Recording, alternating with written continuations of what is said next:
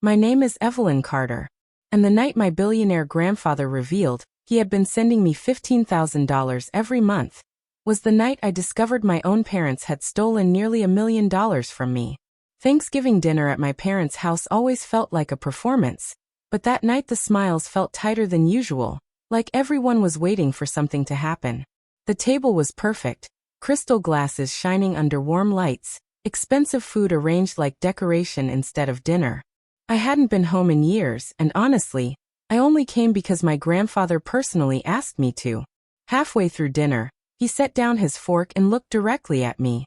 "Evelyn," he said calmly, "I hope the money has been helping you." The room froze. "What money?" I asked quietly. He frowned slightly, confusion crossing his face. "The $15,000 I've been sending you every month for rent."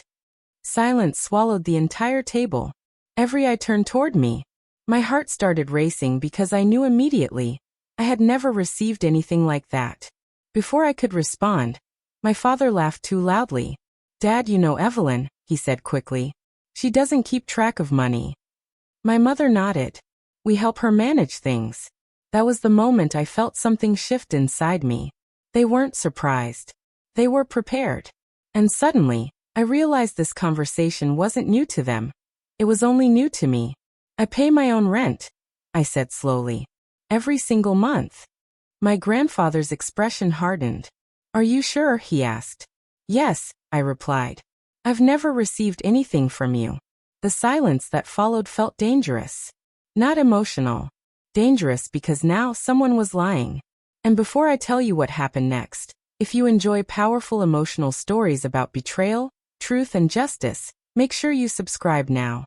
Because stories like this prove that sometimes the people closest to you hide the biggest secrets. My grandfather motioned to the lawyer sitting beside him. "Daniel," he said calmly. "Show them." The lawyer opened his briefcase and placed documents across the table. Bank records, transfer receipts, dates, amounts. Every page told the same story. $15,000 transferred on the 3rd of every month, he said. For 5 years. My breath caught. 5 years. That meant nearly $900,000. Money that was supposed to help me, money I never saw. My mother started shaking her head. "This is a misunderstanding," she whispered. But the lawyer didn't stop. "These funds were transferred directly into Susan Carter's account," he continued. My chest tightened. Susan Carter. My mother. The room went silent again, but this time it wasn't confusion. It was exposure. "You said this was for her rent," my grandfather said slowly. "Where did it go?" No one answered. Because there was no answer that could undo the truth. The lawyer placed another sheet on the table. Expense reports. Car payments. Vacation bookings. Renovations. All funded with money meant for me. I felt dizzy. Not from anger. From realization. All those nights I skipped meals. All those months I struggled to pay bills. All those times I believed I was failing. None of it had been my fault. "You told me I needed to work harder," I said quietly, looking at my parents. "You told me struggling would make me stronger." My father didn't respond.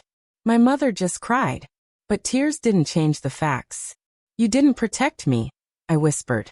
"You controlled me." My grandfather stood slowly. "I trusted you," he said to my parents. "And you used that trust to steal from her." That word, steal, echoed through the room like thunder. Not emotional, legal. Final. The lawyer closed the folder.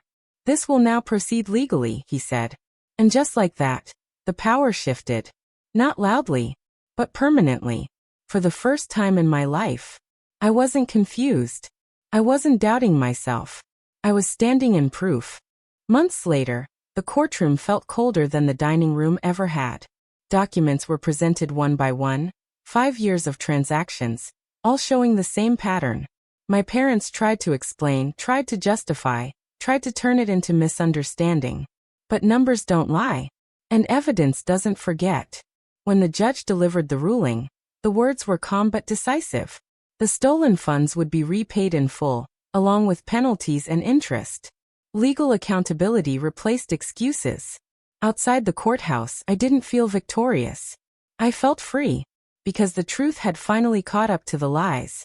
Months after that, the money returned quietly, not as wealth, but as restoration. I paid off my debts first, then rebuilt my savings. Slowly, carefully, I created stability, something I had never truly known before. One evening, I sat beside my grandfather watching the sunset across the city. "You weren't weak," he told me softly. "You were misled." That sentence changed everything, because for years, I believed my struggle was failure. But it wasn't failure. It was sabotage. Today, my life feels different. Not perfect, not dramatic, just peaceful. I choose who I trust. I choose what I believe. And most importantly, I choose not to stay silent when something feels wrong. Because the night my grandfather revealed the truth didn't just expose my parents. It gave me something far more valuable than money. It gave me clarity.